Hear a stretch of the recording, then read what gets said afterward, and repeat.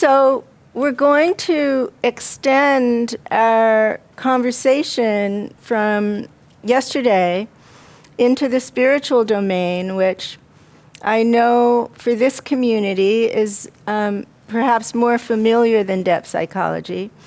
And is it okay if we have some discussion at the end? Yeah, okay. So I'll try to limit my remarks to an hour so we have some time to chat. In every tradition, and Theosophists explore many of them, saints and poets speak of the soul's search for the beloved, the seeker's yearning for the divine. And this secret feeling I mentioned yesterday, I call the holy longing, from Goethe, who wrote a poem of that name. Some of you might know that poem. It's really exquisite. And our holy longing is a divine restlessness. It's a whisper of the soul that leads us to pursue higher union in spiritual practice and religious discipleship, and even romantic embrace. It guides us to timeless wisdom and to transcendent experiences. And it's because of this yearning for something other, this timeless longing for something beyond ourselves, that human beings sit still, cross-legged, eyes closed, as the splendors of spring pass us by. And it's because of this longing that we strive to lose ourselves in one another in ecstatic embrace, like Shiva and Shakti, weaving creation. And it's because of this longing that we build Sistine chapels and sculpt the David and compose the Messiah.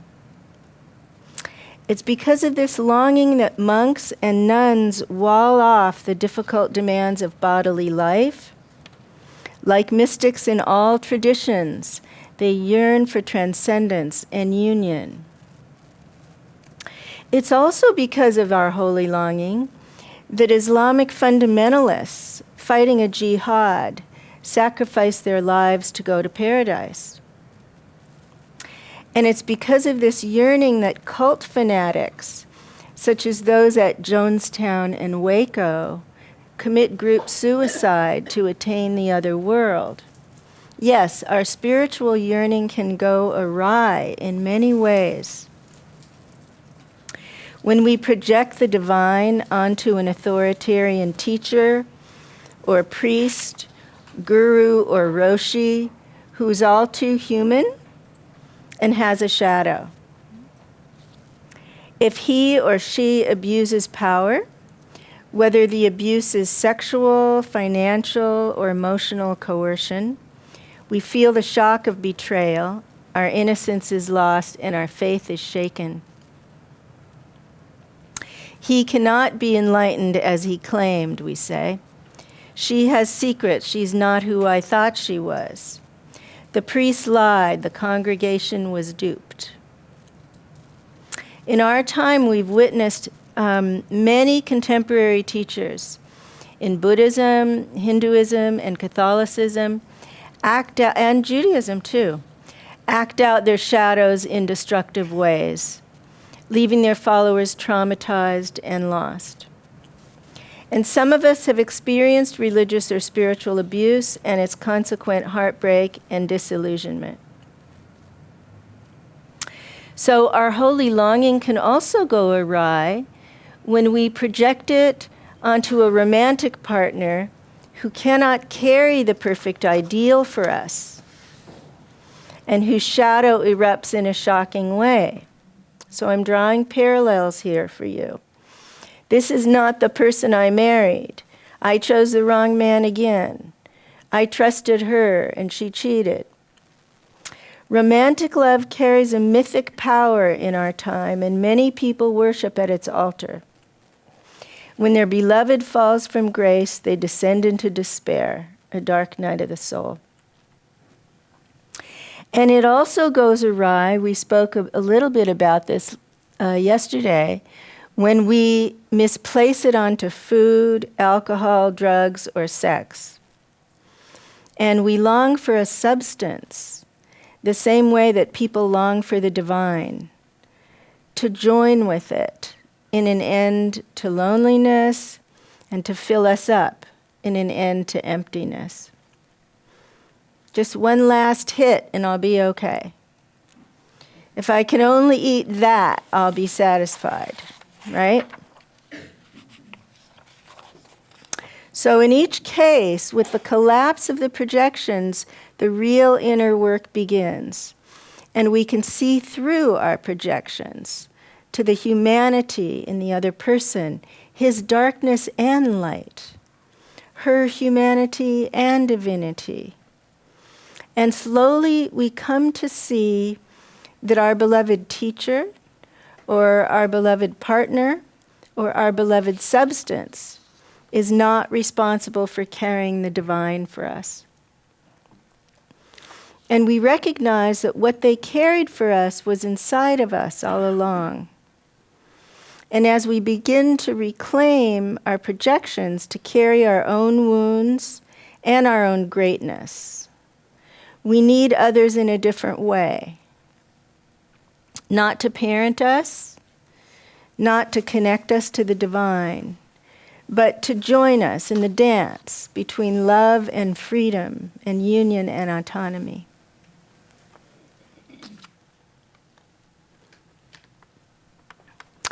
When you imagine God, what do you see in your mind's eye? A stern, bearded male perched on a throne with angels circling his head? A beatific Madonna with an infant at her breast? A black four-armed goddess dancing on a corpse? I see shakes, but in many parts of the world, this is an image of the goddess, Kali.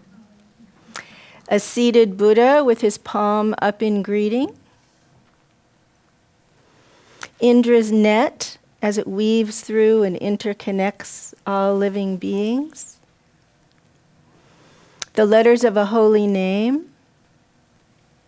A colorful mandala. A sacred mountain. A sparkling void. Each religion comes with its own images of God full blown, and we absorb them, sometimes with our mother's milk. And then they lie dormant for decades in our shadows. And we long for them, and we pray to them, and even unknowingly we pray to them. Our holy longing points the way toward an image of God, or the divine, whatever name you give to that. And in turn, it can guide us in the direction of the ineffable, unknowable realm behind the image, right? The absolute, the Ein Sof, whatever name you give to that.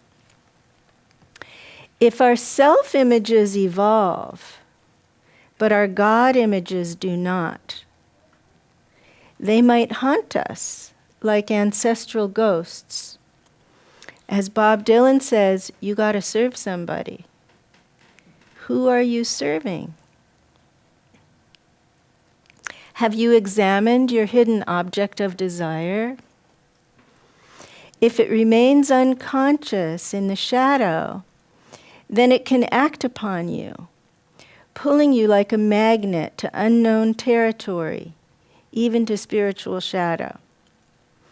Here's an example of a community that longs for God but falls into darkness. Some of you may know the late writer Oliver Sacks. In The Anthropologist on Mars, he tells the story of the last hippie. I love this story because I was a hippie in Berkeley. So in Berkeley in the 1960s, a young student disappeared. When his parents last saw him, he seemed thin and healthy with a full head of hair.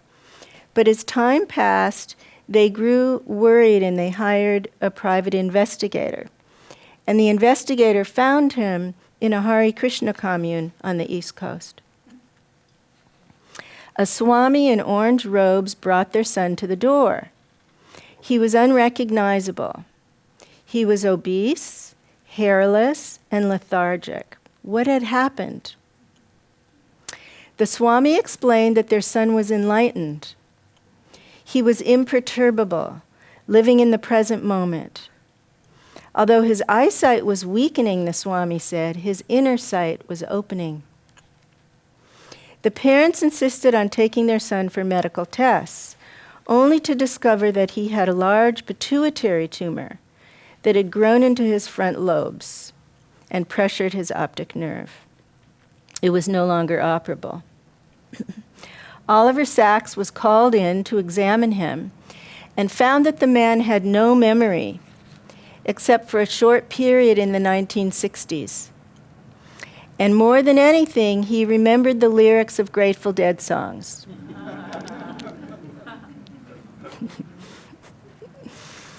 When Oliver Sacks took him to a Dead concert, the man leaped out of his wheelchair, singing along with every word of every song.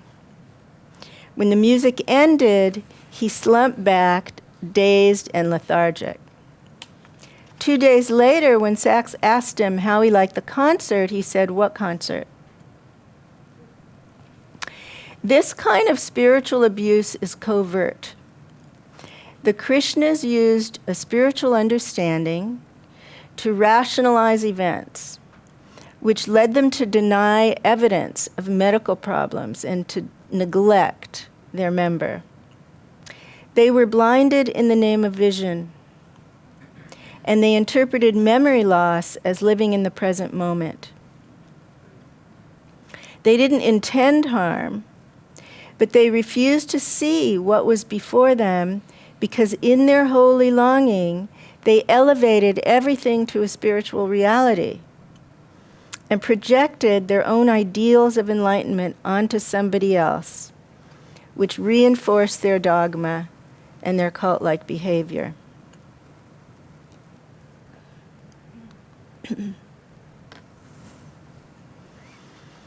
So like the longing for God, the longing for a beloved partner stirs in our souls and leads us wandering in search of romantic union. Our egos cannot direct our desire. We can't make ourselves love one person over another, and we can't make ourselves stop loving someone. We're subject to this object of desire, as we are subject to God. I suggest that erotic yearning both conceals and reveals divine love.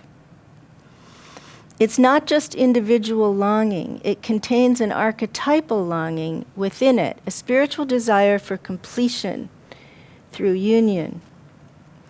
And yes, our unconscious images of our parents influence our attractions, as we spoke about last night, but that's not our topic today. We also project the light, or the self, onto a partner when we fall in love. And in this idealization, he or she becomes soulmate, savior, hero, goddess. And in that way, we're unconsciously asking a partner to carry a spiritual projection for us. That's why I'm including this here. We ask a partner to carry our meaning, our purpose, which we're failing to carry for ourselves. And what happens as a result? 50% divorce rate. Why? Because in our intimacy, we meet the shadow. The sender of the projection is diminished if he believes his partner is responsible for his moods, his motivation, his purpose, his spiritual development. And so he rages and grows depressed. The receiver of the projection may feel high for a while. If someone's ever really adored you, you may feel high for a while. But inevitably, you end up feeling unseen and ultimately act out in a way to try to be more real, to try to have other parts of you seen. And so as the projections collapse, the partners are shocked at who they see. And they may be hurt and angry and disillusioned, unaware that this is where the real relationship begins, as we spoke about last night.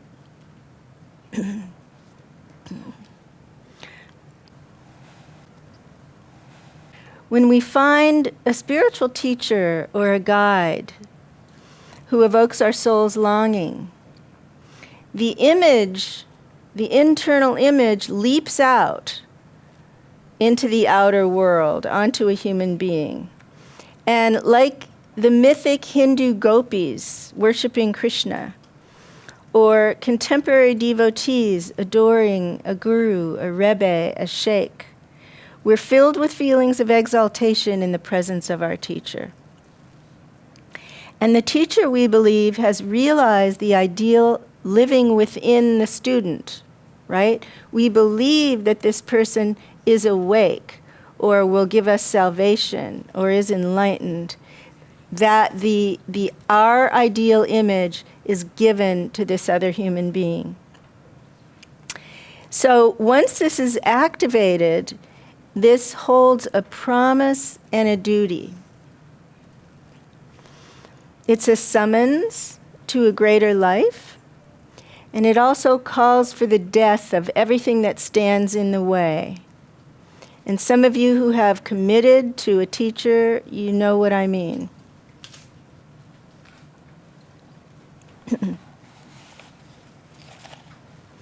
So what would lead us to endow another human being with so much power and authority? On one level, this projection is a replay of childhood images of authority, as Freud would say. We long for unconditional approval and acceptance. We long to feel special and chosen and part of something larger. But our soul's holy longing for communion is beneath our personal psychology. And this is, I think, what Freud missed. This is kind of where Jung picked up from Freud. The archetypal projection carries the light, the divine image of the self, the higher self I'm talking about. When a teacher carries the light, the student longs for union with the teacher. That was my image of the divine human for a long time. And so when a student longs for union with the teacher, there's an inherent separation between you. And that fuels our longing. And that becomes the basis for devotional traditions, which some of you may have studied. There are devotional traditions in every lineage. I wrote about this in my novel about Rumi, the Sufi poet, and his life of longing for his teacher Shams. Some of you may know the story. And his poetry arose out of this ecstatic yearning for his joining with his teacher. There are inherent dangers in this dynamic. The risk of giving our spiritual radiance or light to another person and losing our own internal connection to it. The risk of giving our power of independent thinking to another person and losing our connection to our own discrimination. The risk of giving our emotional authority to another person and losing our connection to our own authentic feelings. The risk of losing agency, the capacity to act on our own behalf or on behalf of others. And finally, our holy longing makes us susceptible to authoritarianism and risking spiritual abuse. If this is resonating for you and you're interested in this, there is a fabulous series on Netflix right now called Wild Wild Country, which is the story of the Rajneesh community. And it's a documentary, and so you see firsthand the beauty in the vision and the way that it is taken over by shadow and ultimately becomes extremely dark. It's a very moving series.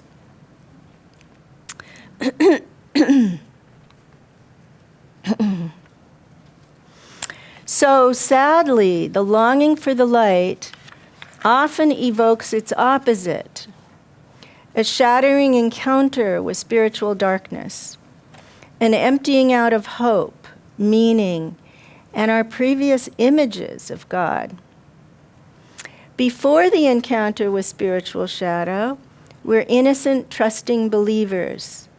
And I know that many of you have been there. We're the chosen, we will be saved, we will be enlightened, God is on our side.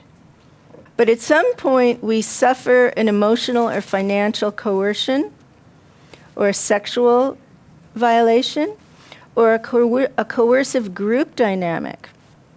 And we wake up, and we see through the ideal projection to a dark shadow or a human flaw, and our projection cracks.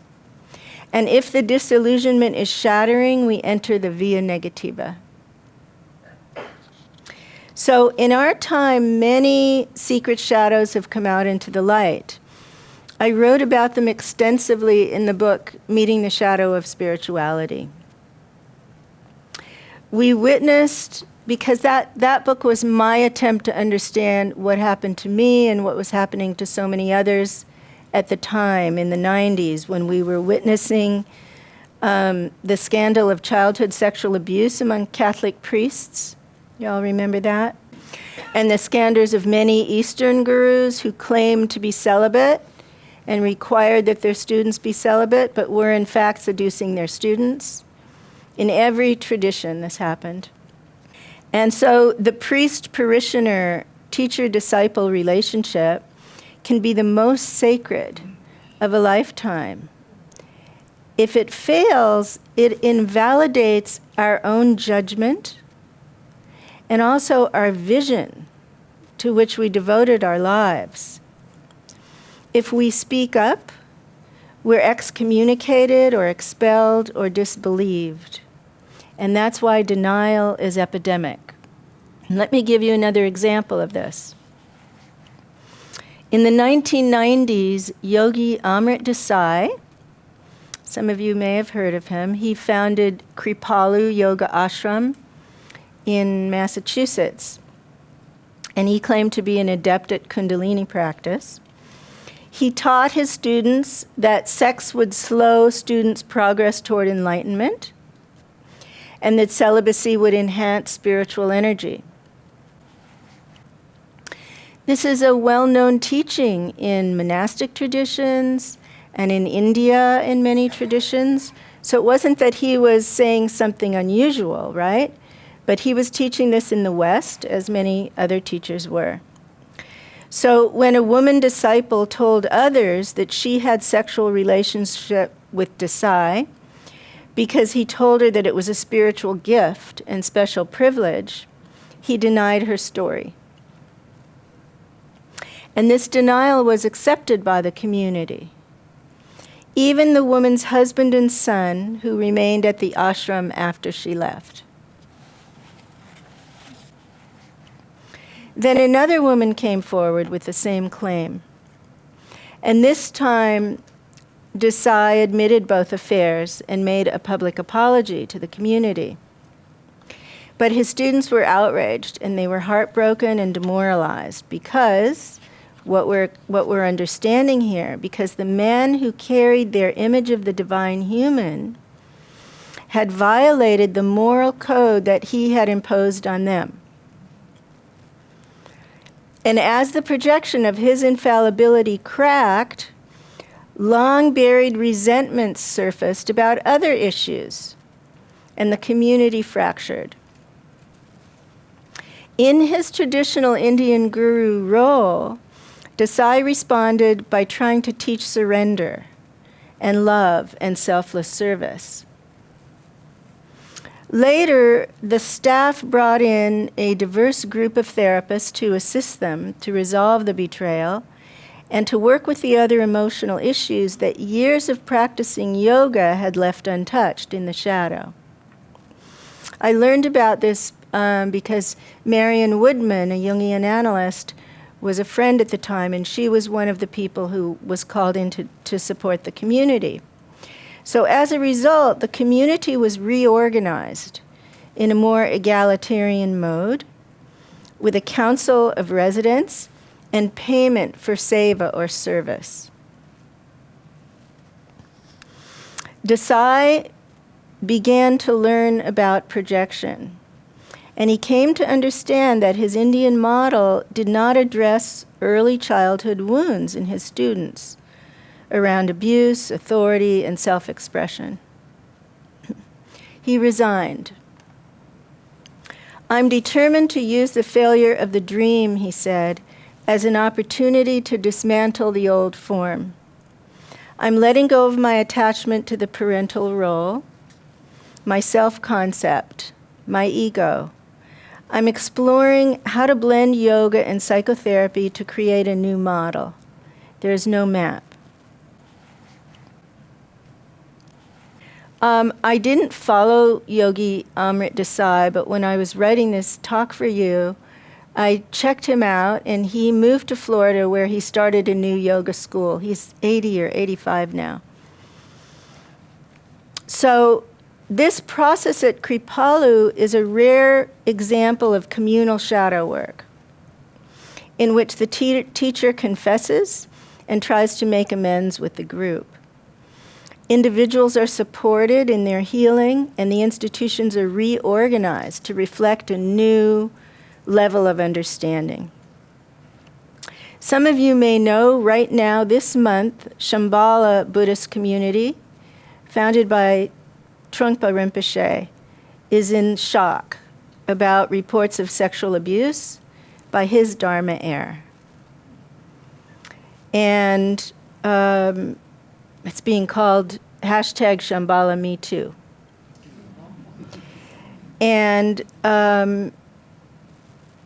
so some people I know are in the middle of this process right now of grief and shock and recognizing their own denial at not having been able to actually look at their teacher's shadow or speak about their teacher's shadow.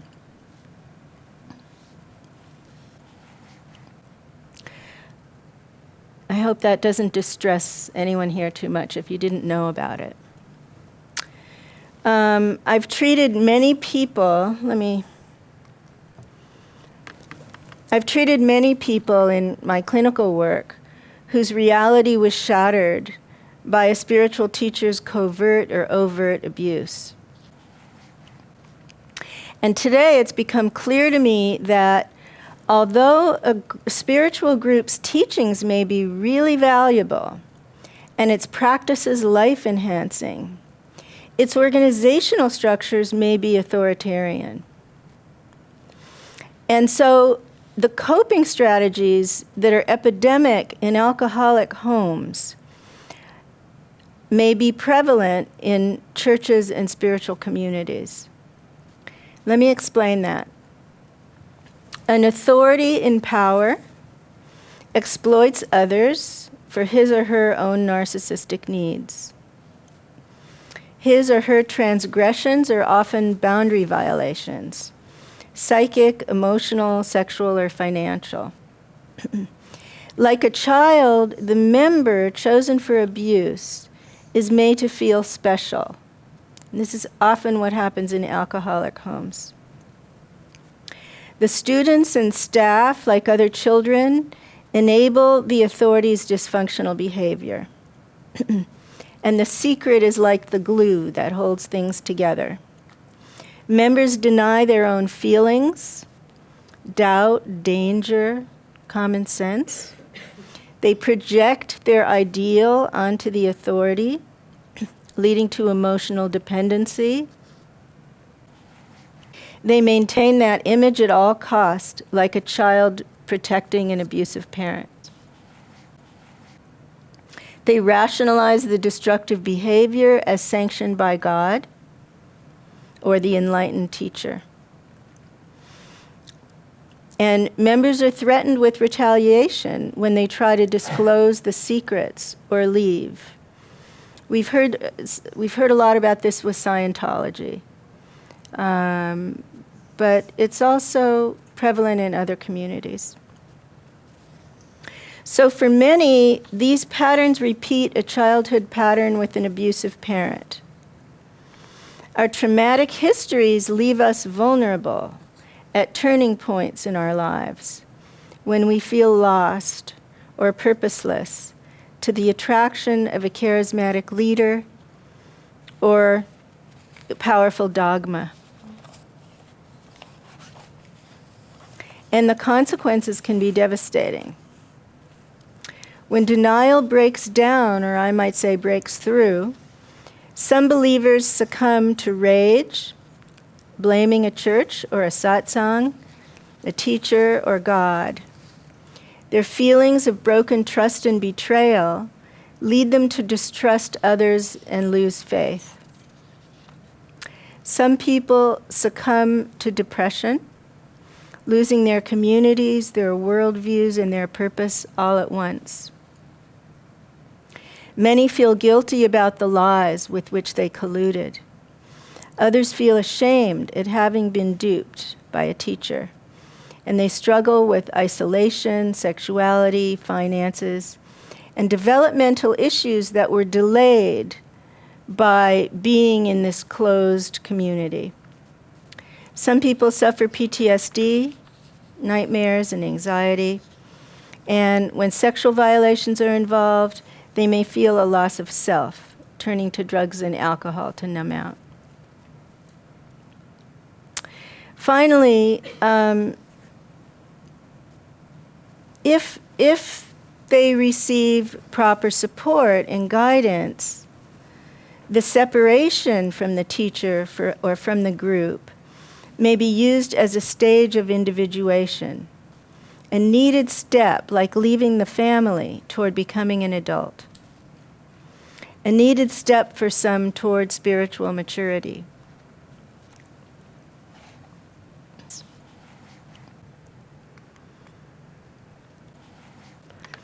So, in Meeting the Shadow of Spirituality, I offer some guidelines for people who have had this experience to begin to recover. And some of us have found the narrow path through the darkness and experienced an initiation. We travel from spiritual innocence through the dark descent, across the threshold to a new level of consciousness, spiritual maturity. We evolve from victim and victimizer, from childlike dependency on a parent, through meeting the shadow and accepting it as part of the path toward spiritual adulthood. So the first point is reclaiming your light. When we find a beloved priest or teacher and give away our light, our spirit, we permit another person to carry our flame. And we come to believe that that person alone can mediate the divine for us. I know you've heard people in Christian churches talk about this, because that's in the press a lot.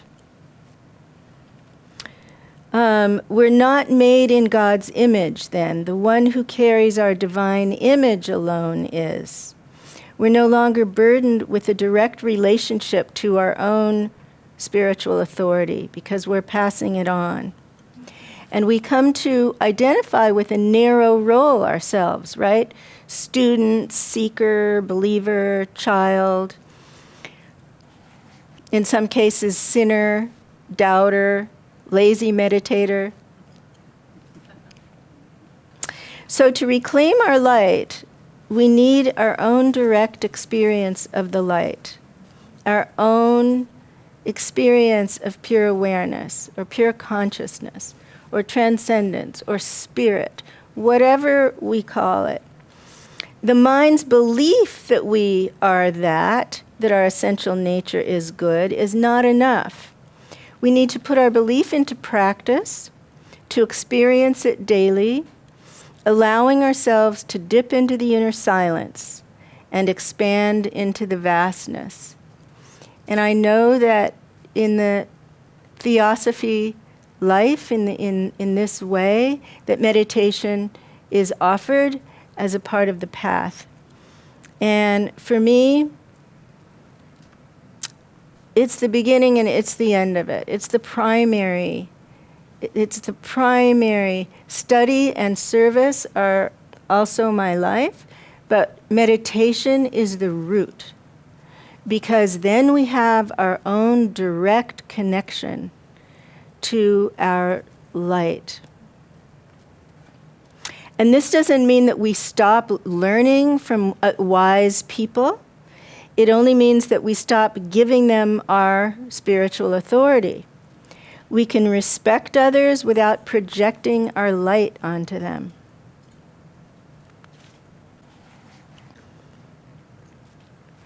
Okay, so I'm going to give you a couple questions to take home for those of you who are interested as I go through this next few steps. So, have you projected your spiritual potential onto someone else? If he or she carries the light, what do you carry? What do you need to reclaim in order to carry your own light?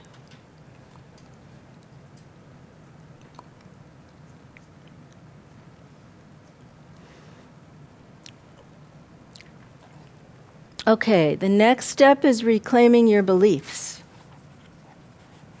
So we all need outer guidance and mentoring at times for spiritual instruction and direction. But most importantly, we need to cultivate a connection to our own inner wisdom through growing an awareness of our thoughts and feelings and intuitions and images and dreams.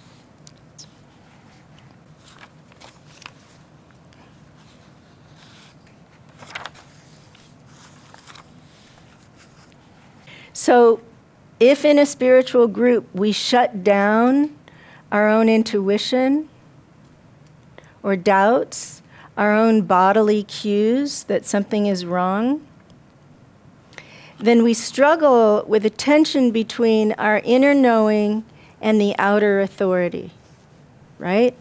We struggle between, this doesn't feel right, well, he's enlightened and he's telling me to do it. Whatever version of that. So we end up giving the power of definition over our lives to somebody else. And if they circumscribe how we spend time, energy, money, and what we believe, then our questions become taboo. Our questions go into the shadow. And if they define right and wrong thinking, who is on God's side and who is not? Who is going to heaven or becoming enlightened and who is not? Then we don't think for ourselves for a time. And we're identifying with a dogma. So while spiritual practice holds immense value for spiritual development, some of the teachings around it may be outdated and even destructive to emotional, cognitive, and moral development, which happen very independently of spiritual development. Some of you may have studied Ken Wilber. One of his great contributions is his discussion of lines of development. And part of the reason we can see people very spiritually evolved do morally reprehensible things is because they're morally undeveloped. Or a lot of the teachers who came from the East were very emotionally undeveloped, you know. They were like children, even though spiritually they might have been evolved. So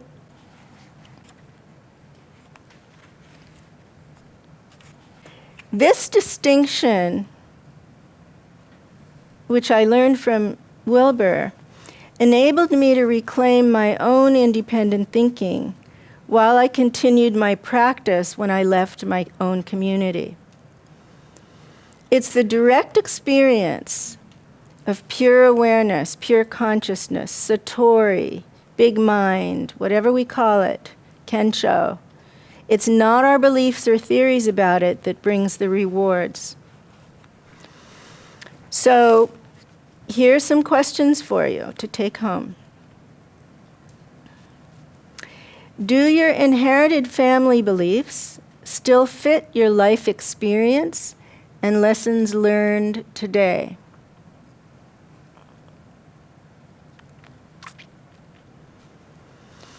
Do your beliefs given by a teacher from another tradition still fit who you are today?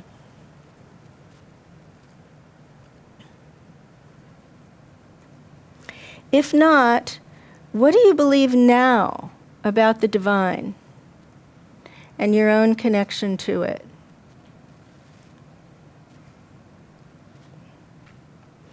Is it transcendent, outside of us? Immanent, within us? Is it an all-nurturing mother? Or a personal savior? Or an impersonal interconnectedness, such as Gaia, pure consciousness? What do you need to reclaim in order to think critically and independently about this?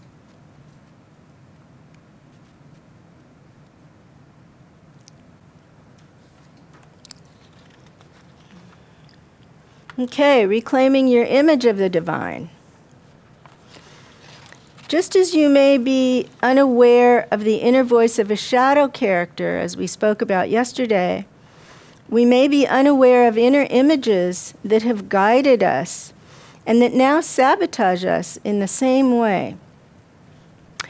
Our spiritual yearning often has hidden within it an object of desire, an image of God or the beloved or guru, paradise or self. And our souls long for it and follow it like a fragrance. At times we catch a glimpse of the sacred image and it calls to us. A Madonna inspires purity. A judge inspires moral fitness. Kuan Yin inspires compassion. A king inspires obedience. A goddess inspires connection to the earth. A Buddha inspires stillness. A holy book inspires yearning. Jung wrote of the God image he called the imago Dei. As he uncovered it in his patients' transference onto him, their projection of the light onto him. And in the psychology of religion, researchers have found that this image can develop throughout our lives, transforming from an unconditional mother to a protector father, to a creator, to a more symbolic image. We learn to pray to it in both conscious and unconscious ways, and it changes in response to our life experience. But most of the time it recedes and lies dormant in the shadow. And no one teaches us how to unearth these images and reimagine them. So they remain unchanged for decades. And if they remain static while we grow into adulthood, then we remain in bondage to childhood representations. This certainly happened to me unknowingly when I met my first meditation teacher. And he was seated cross-legged in a white robe with a beatific smile on his face. And that image for me became the image of the divine human, and it called to me, and I yearned for it for decades. And it served me by guiding me to prioritize spirituality in my life. But it stopped serving me when I chose to marry and live a fully worldly life. My image of the divine human as a puritanical yogi became a shadow figure for me then.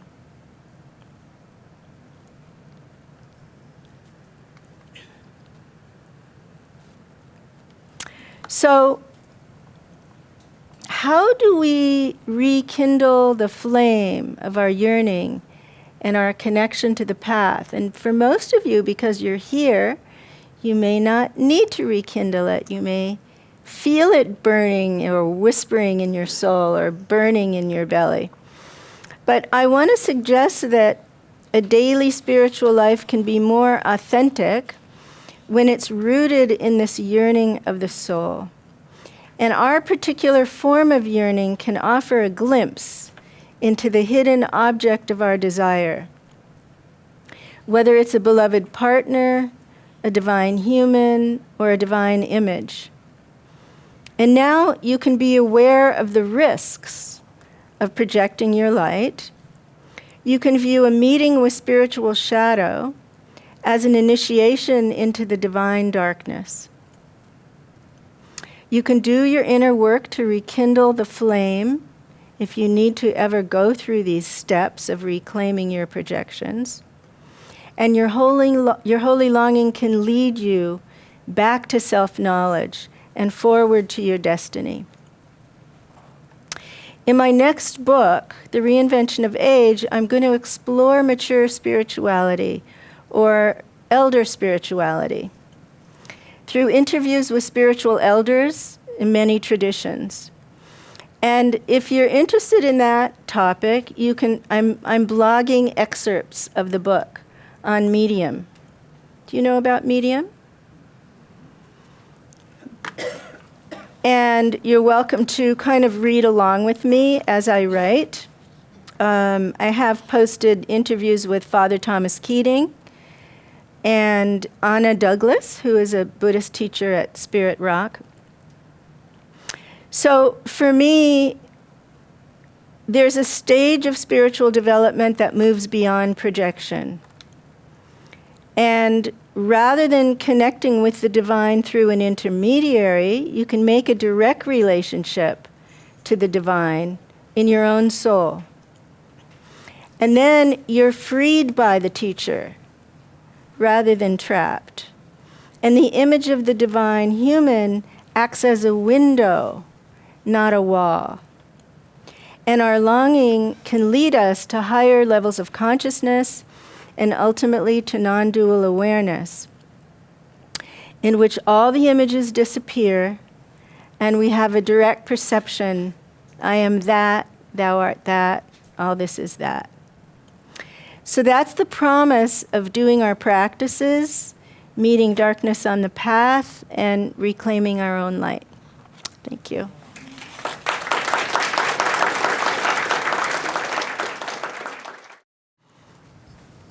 Any questions on spirituality? Yeah, the first one is just a brief comment, and that is that there is a word in Sanskrit for this holy longing, and it's called mutmashuva, and that's the Sanskrit word for it. And then the other one, I just wondered if you would comment in light of your ideal spiritual guru in white flowing robes, your outfit today. Just wondered if you'd make a comment on that. Isn't that funny?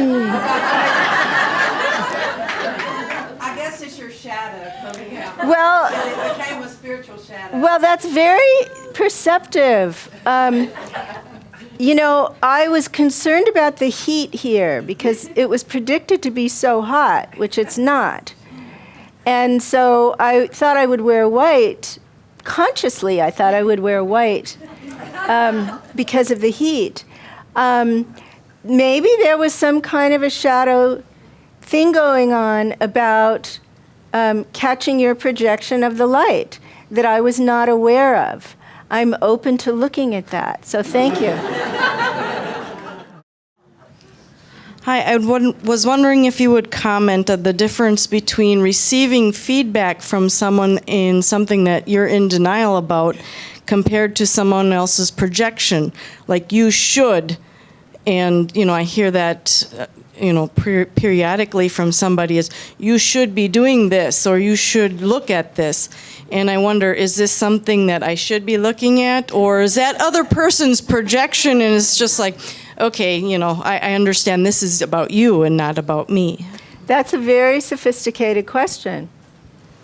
So most of us are not good communicators.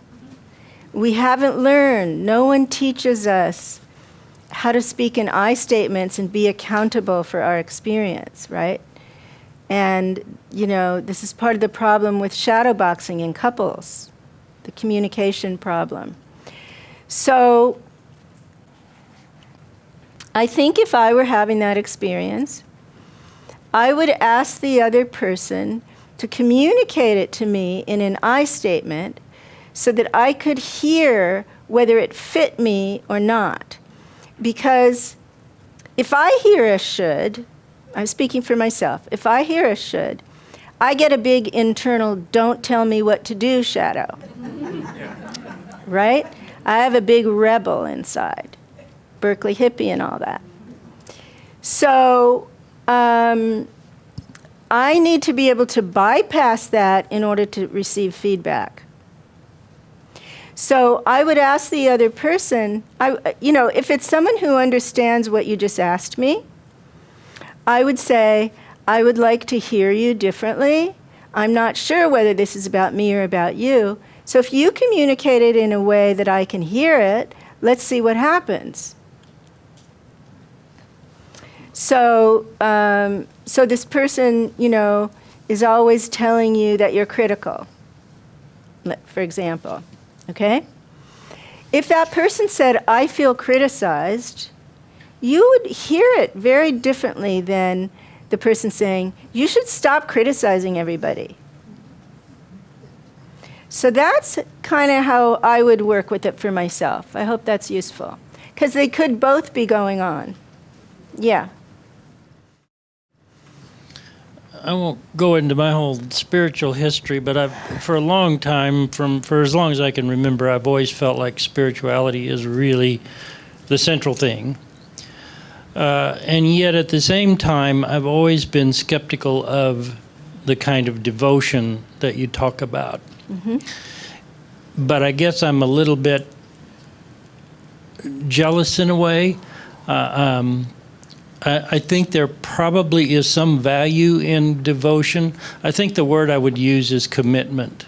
Mm-hmm. I have a hard time committing to one thing. Mm-hmm. I find, a lot in Theosophy. I think Theosophy is great. But I don't call myself a Theosophist. Mm-hmm. I don't identify with a label. Mm-hmm. But, I wonder about my resistance to that and my lack of commitment. And I'll just let you comment on that. Okay. Do other people here have that experience? Yeah, I think that's a common experience.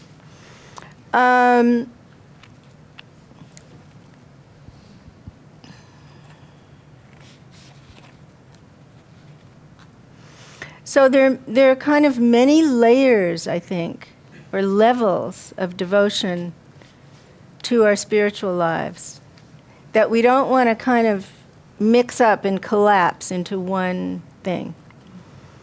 So I'm very devoted to my practice. I haven't missed for 50 years. I'm very devoted to my practice. I'm not devoted to a teacher. I'm not devoted to a community.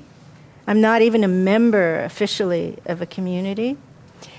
And, the statistics among baby boomers now, because that's what I'm writing for, so that's what I've been studying.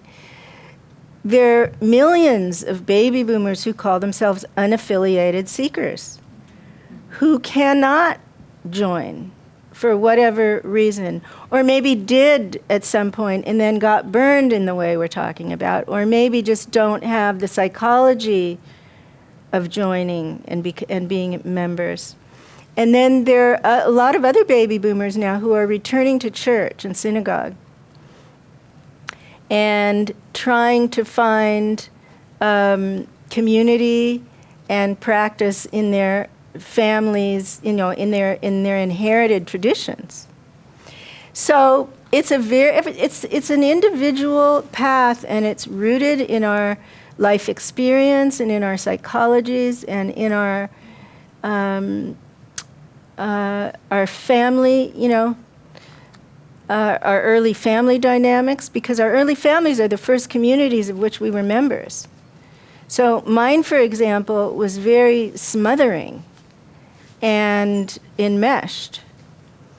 And so I'm always about breaking free of whatever I try to join. Other people's families were so loose and disconnected that they felt alone, and they want to join things. So,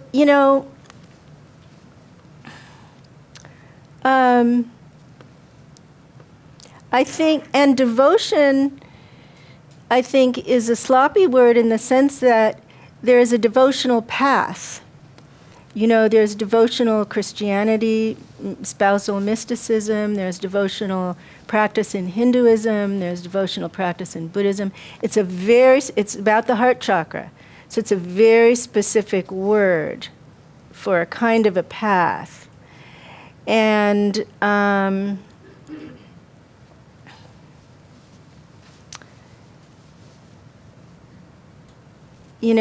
I think a lot of I have the sense that a lot of people in this room are oriented more to study, which is not a devotional. It's a different orientation to spirituality.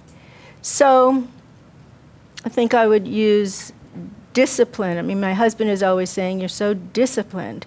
I can do my sitting practice every day, but not only that, I can write for endless hours and not get up. So there's an internal discipline. Yes, it's a commitment, it's a consistency, but it feels to me like a discipline that I bring to those, because writing is also a practice. Writing is very much a spiritual practice. Because you have to empty your mind. I mean, for people who are writing from their heads, it's not so much. But when you empty your mind and allow it to come through, it's a practice.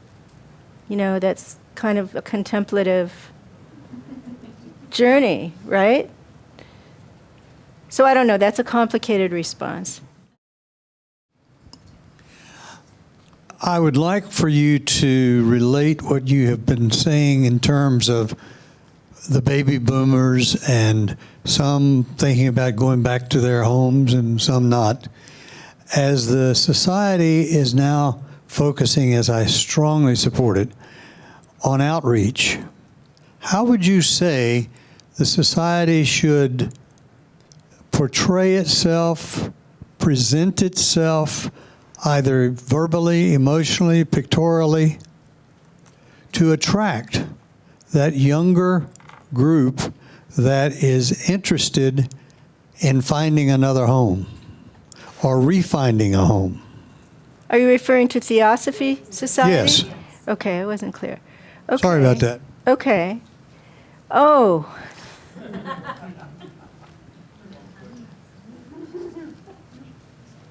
That's a really good question. When Neil and I arrived here on Friday, we were saying how at home we felt. Because we've been through so many paths, we've been on so many paths and done so many practices. And so there was something about the openness. There was a non-judgmental feeling. There was a non-judgmental feeling, a welcoming feeling. I mean, it's hard to put that in your marketing material.